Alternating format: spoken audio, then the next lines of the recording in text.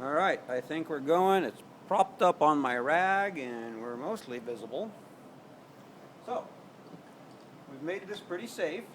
And again, I'm not in the camera, but I'm going to try to talk loud enough so that we can grab this.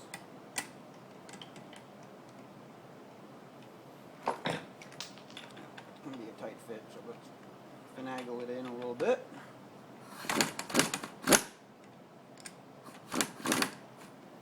Right there, we've got our grip. Let's go this way where it's got the tightest.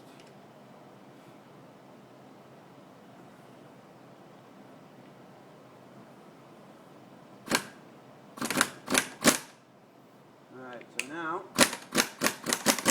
you can tell the sound difference when we start to put power to this. Everything tightens up. Now, if it's been nice to you at this point, you can spin it around and go, okay, my bolts all look pretty straight. The bolt going through the center is nice and parallel. Nothing's going off to one side. And you can continue. Let's make sure our gun is all the way up. Yep. We're pushing quite a bit of torque here. There it is. So now in this case, it didn't go off like a gun.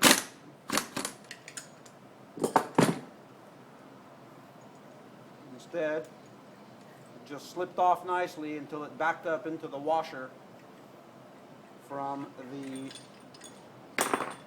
flywheel bolt's lock tab on this metric setup. This is the Verto clutch, remember? So this is the Verto Flywheel. The standard older minis will use the diaphragm spring style, and you can readily tell those apart at a glance once you've seen them. It's almost the same process, except you'll use standard bolts into the other flywheel. They're 3/8 24. So now with any luck, back to our 30mm here. Oop, that's the 1 1/8. Hang on a minute. There's the 30. The other way. And there's the bolt. The bolt and our spacer. You can still see it work perfect. And now the flywheel.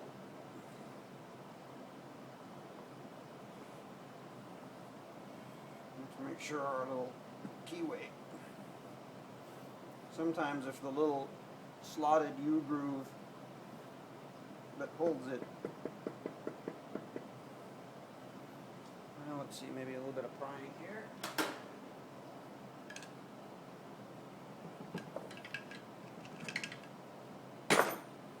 Oftentimes they'll just come off when they let loose. It'll sound like somebody shot a gun right near you. Bang! And then it's just flopping around on the crank. So here's what we got. The crank's a little bit ugly. And this is really the first glance you get at what kind of condition everything's in. Not too horrible. But this thing's had some, look at that chunk missing on the inside of the disc. It's taken a bite out of something. You see the chunk missing over here on the, I'm not sure it's in camera, but we've got a broken disc spline. But anyway, this is the Verto setup. We're not planning on using that. We'll park it out of the way for now. And have a look at what we have. Yeah, see how this, again, I hope this is all showing, but when I turned the crank over, this washer had perhaps slipped upward and was binding against the flywheel flange. When I turned it over and just wobbled it, it fell back into the groove, allowing the flywheel to come off.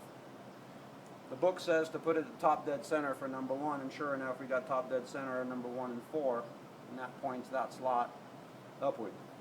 And here's the ring behind it.